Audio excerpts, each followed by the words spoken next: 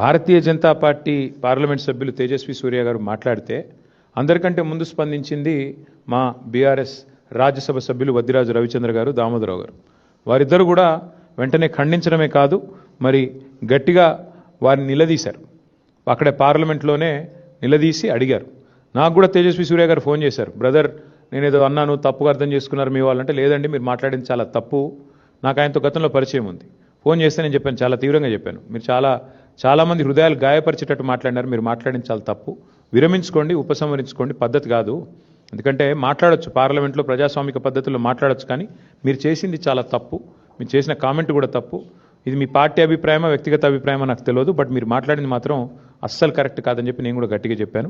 అల్టిమేట్గా మేము ఖండించిన తర్వాతనే ఆయన ఏదో ఎక్స్ప్లెనేషన్ ఇచ్చుకున్నారు. నా ఉద్దేశం అది కాదు, ఇది కాదు, కాంగ్రెస్ని నిలదీయడం ఎక్స్ప్లెనేషన్ ఇచ్చుకున్నారు.